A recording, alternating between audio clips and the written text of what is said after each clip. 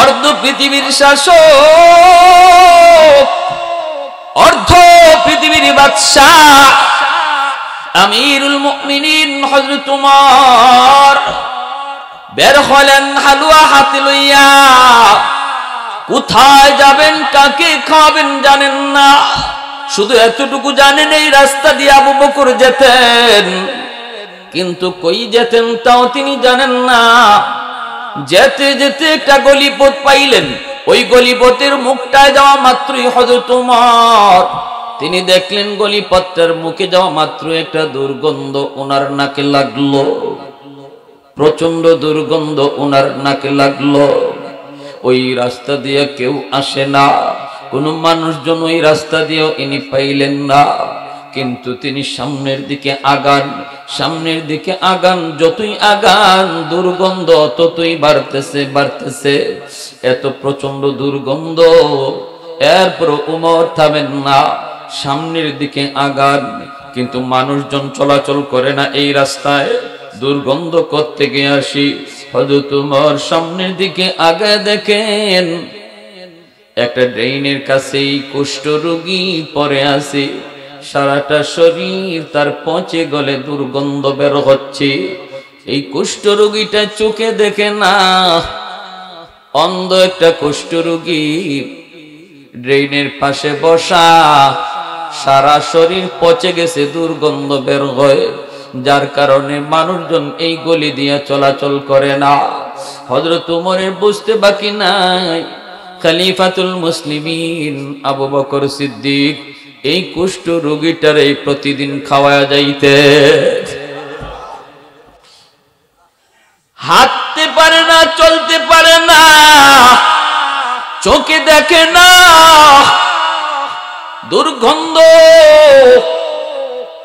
এই কুষ্ঠ রোগীটারে আবু বকর প্রতিদিন খাওয়ায়া যাইতেন। হযরত উমর ফারুক রাদিয়াল্লাহু তাআলা আনহু বুঝতে পেরে তিনি ওই কুষ্ঠ রোগীটার কাছে গেলেন, যায় তিনি তার পাশে বসলেন। এমনি কুষ্ঠ রোগীটা বুঝে গেল তারে যে মানুষটা খাওয়ায় ওই মানুষটা আসছে। কুষ্ঠ রোগী ডাক দিয়ে কই, বাবা কোথায় ছিলা তুমি একদিন এক রাত? আমি তো প্রচন্ড ক্ষুধার্ত, কেন তুমি আসলা না? হযরত ওমর পরিচয় দিলেন না, নিজের পরিচয় তিনি দেন না, বরং পরিচয় না দিয়ে বলতেছেন, বাবা আমি একটু ব্যস্ত ছিলাম, আসতে দেরি হয়ে গেল। এই বইলা তিনি বলতেছেন, চলুন আমি আপনার জন্য হালুয়া নিয়ে আসছি। খলিফাতুল মুসলিমিন হযরত ওমর তারে হালুয়া খাওয়ানোর জন্য চামচের মধ্যে হালুয়া তিনি উঠাইলেন, উঠে তিনি তার মুখে দিবেন। লোকটা হা করেছে। হযরত ওমর দেখতেছেন তার ভিতরের মুখটা পর্যন্ত পোকায় খেয়ে ফেলেছে, জামি পর্যন্ত কিছু নাই, দাঁত বলতে কিছু নাই। হযরত ওমর এত দুর্গন্ধ, এরপর নাকের মধ্যে কোনো দুর্গন্ধ টের পান না, কারণ একটাই চিন্তা, খলিফাতুল মুসলিমিন আবু বকর, ওগো আবু বকর কেমন করে তুমি এই দুর্গন্ধ সহ্য করেছো, আমি ওমর কেন সহ্য করতে পারবো না? তিনি যখন চামচটা লাগায়া মাত্র মুখে দিবেন, জামির মধ্যে চামচটা লাগলো, মুহূর্তের ভিতরেই ওই কুষ্ঠরোগী মানুষটা চিৎকার দিয়ে উঠল, কই তুমি কে গো, তুমি কে? তুমি আমার গতকালের সেই লোক নও, তুমি আমার গতকালের সেই লোক নও, তুমি আমার ওই লোক নও যিনি আমার প্রতিদিন খাওয়া যায়, তুমি ওই লোক নও, তুমি কে, কি তোমার পরিচয়? অর্ধ পৃথিবীর শাসক ওমর অবাক হয়ে গেলেন, অবাক। আওয়াজ দিয়া বলেন, বাবা তুমি কেমন করে বুঝলা? লোকটাই তখন কয়, আমি বুঝেছি, কারণ তিনি আমারে চামচ দিয়া খাওয়াইতেন না, চামচ যদি আমার ওই মুখে লাগে আমি ব্যথা পাই, আমার জামি পর্যন্ত পোকায় খেয়ে ফেলেছে, মুখটা পচে গেছে, চামচ লাগাইলে আমি ব্যথা পাই, এজন্য উনি চামচ ব্যবহার করতেন না। খলিফাতুল মুসলিমিন উমর তখন বলেন, তাহলে কিভাবে খাওয়াইতেন? লোকটা কই, তিনি তার জিহ্বার মধ্যে ওই হালুয়া লইয়া, এই হালুয়াটা জিহ্বার মধ্যে লইয়া নিজের জিহ্বাটারে চামচ বানাইয়া আমার ওই পচা মুখের মধ্যে জিহ্বা দিয়া ঢুকায় দিতেন। আর একটু জোরে কন্যা সুবহানাল্লাহ, জোরে কন সুবহানাল্লাহ।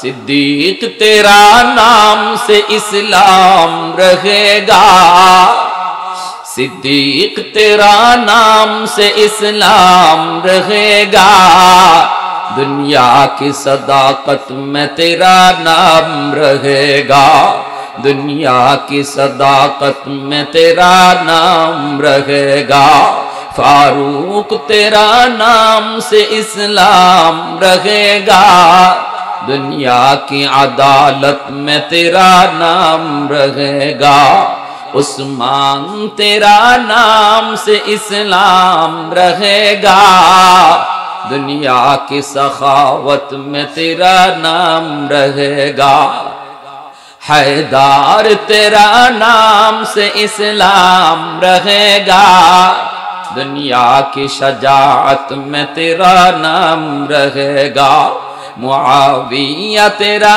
नाम से इस्लाम रहेगा, दुनिया की सियासत में तेरा नाम रहेगा।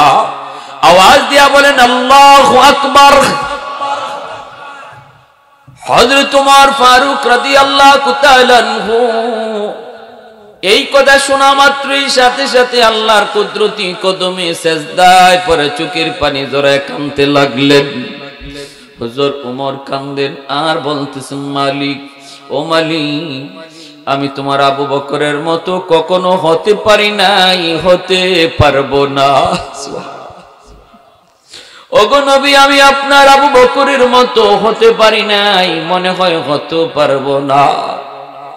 সর্বলাইনে সিদ্দিক আকবর তিনি আগায় ছিলেন, সর্বলাইনে আগায় ছিলেন। হযরত ওমর ফারুক রাদিয়াল্লাহু তাআলা আনহু আমলের প্রতিযোগিতা করতেন। সিদ্দিক আকবর একদিন বলতেছেন, ভাই ওমর, মনে হয় তুমি ওমরের নেকি আমি আবু বকরের চেয়ে অনেক বেশি, মনে হয় তোমার নেকি আমার চেয়ে অনেক বেশি।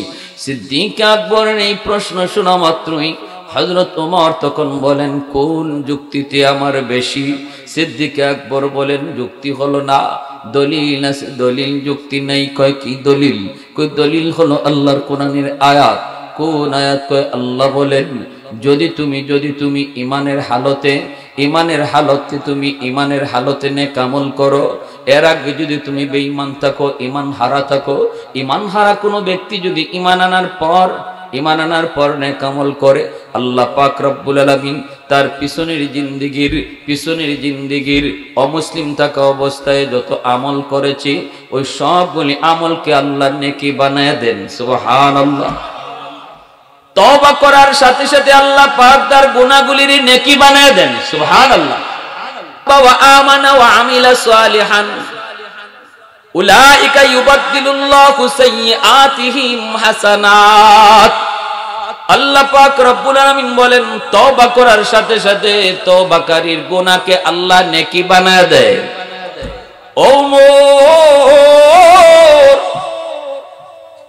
অমুসলিম থাকা অবস্থায় তোমার দ্বারা যত গুনাহ হয়েছে, ঈমান আনার সাথে সাথে আল্লাহ পাক তোমার গুনাহগুলিকে নেকি বানায় দিছে।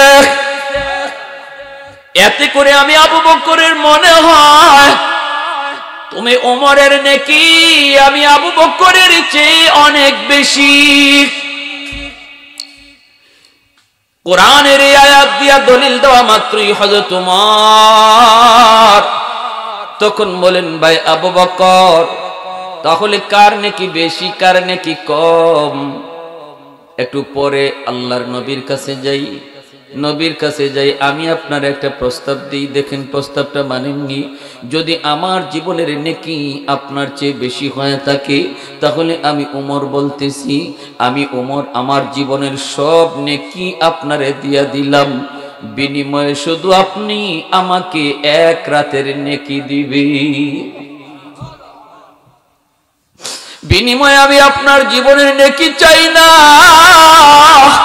শুধু এক রাতের নেকি চাই। সিদ্দিক আকবর বলেন, ওমর কোন রাতের নেকি তুমি চাইতেছো? ফারুকে আজম বলে, যেই রাত্রে আমার মায়ার নবীর সাথে আপনি হিজরত করেছিলেন, ওই রাতের নেকিটা আমি ওমরকে দিয়ে দেন, আমি ওমর আমার জীবনের নেকি আপনারে দিয়ে দিব। সিদ্দিক আকবর কইরে, ওমর তাহলে একটু চলো মায়ার নবীর কাছে যাই, যাই একটু জানি ওই রাতে আমার কি পরিমাণ নেকি হয়েছে, একটু আগে যায় বুঝি। চলো আমরা নবীর কাছে যাই। দুজন আল্লাহর নবীর কাছে চলে আসলেন। আইসে দুজন প্রস্তাব রাখলেন, নবী গো, আমরা একটা সমস্যায় পড়ে এসেছি। দুজন মায়ার নবীর শ্বশুর, আল্লাহর নবীর বন্ধু, আবার নবীজির শ্বশুর। সিদ্দিক আকবর বলেন, নবী গো, ওমর আমাকে একটা প্রস্তাব দিয়েছে, ওমর তার জীবনের সব নেকি আমাকে দিতে চায়, বিনিময়ে এক রাতের নেকি নিতে চায়। আমি তো দেই নাই, রাজি হই নাই, আপনার কাছে জানতে এসেছি ওই এক রাতে আমার নেকি কি পরিমাণ। আল্লাহর নবী তখন বলেন, কোন রাতের কথা ওমর বলে? সিদ্দিক আকবর বলেন, নবী গো, হিজরতের রাতের কথা ওমর বলতেছে। এইবার দিনের নবী, রহমতের নবী কয়, আবু বকর, বদলা বদলি করবা কি করবা না আমি নবী জানি না, আমি কোনো ফয়সালা দিব না, কারণ তোমরা দুজন আমার বন্ধু, দুজন আমার শ্বশুর, আমি কোনো সিদ্ধান্ত দেব না। তবে যেটা জানতে চেয়েছো সেটা তুমি জেনে নাও রে আবু বকর, ওই এক রাতের নেকি যদি তোমার এক পাল্লায় তোলা হয়, আর গোটা উম্মতের নেকি যদি এক পাল্লায় তোলা হয়, আমার গোটা উম্মতের নেকি যদি এক পাল্লায় তোলা হয়, আর তুমি আবু বকরের শুধু হিজরতের রাতের নেকিটা এক পাল্লায় তোলা হয়, খুদার কসম, খুদার কসম, তোমার এক রাতের নেকির পাল্লা বাড়ি হয়ে যাবে।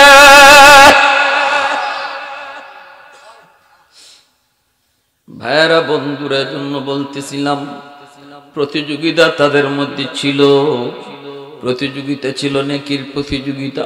আমাদের মধ্যে প্রতিযোগিতা হলো কে কার চেয়ে বেশি টাকার মালিক হতে পারে, আমাদের মধ্যে প্রতিযোগিতা হলো কে কার চেয়ে বেশি ক্ষমতাওয়ালা হতে পারে, আমাদের মধ্যে প্রতিযোগিতা হলো কে কার চেয়ে সুন্দর বাড়ি বানাইতে পারে, আমাদের মধ্যে প্রতিযোগিতা হলো দুনিয়া লইয়া।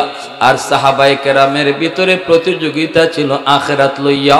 এজন্যই নবী কয়, আমার উম্মত যে কারণে আজকে এই তামাম দুনিয়া জুইরা আখেরি জমানায় মাইর খাবে, এর একটা কারণ, তাদের প্রতিযোগিতা হবে দুনিয়া লইয়া, অথচ তাদের প্রতিযোগিতা হওয়ার ছিল আখিরাত লইয়া।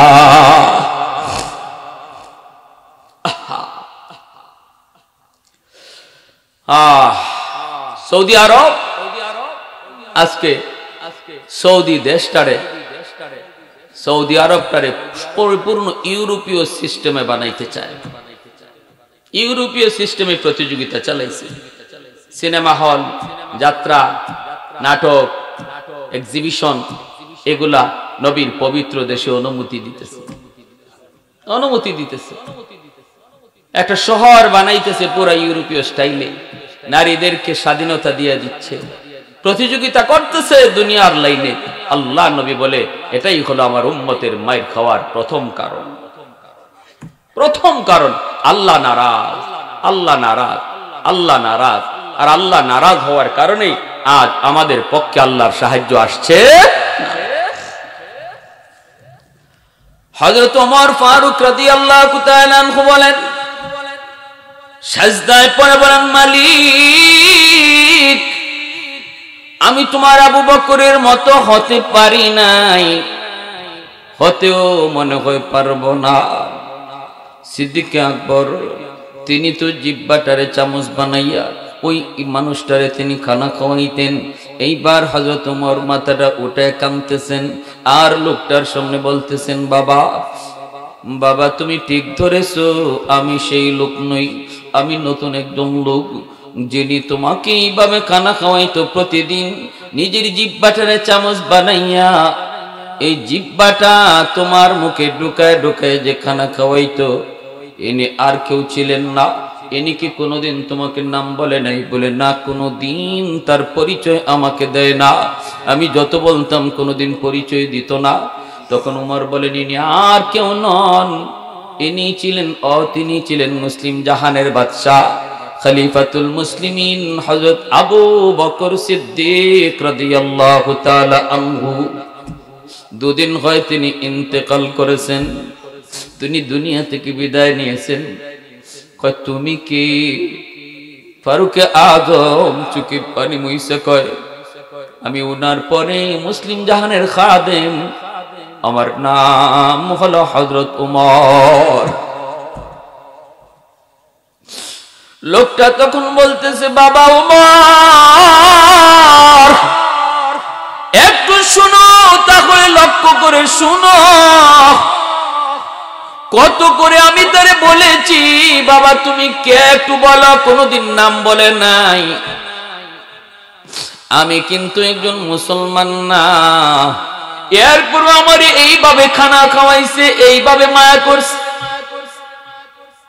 মনের ভিতরে আমার কত ইচ্ছা ছিল, মুসলমান এত দরদি এত মায়াবী, আমার মনের ভিতরে কত তামান্না ছিল আমি আবু বকরের হাত ধরে কালেমা পড়ে মুসলমান হব। কিন্তু আবু বকর কোনদিন নিজের নামটা আমার কাছে বলে নাই। আজকে ওমর তুমি মুসলিম জাহানের বাদশাহ, একটু হাতটা বাড়ায় দেও, আমাকে কালেমা পড়ে মুসলমান বানায় দাও।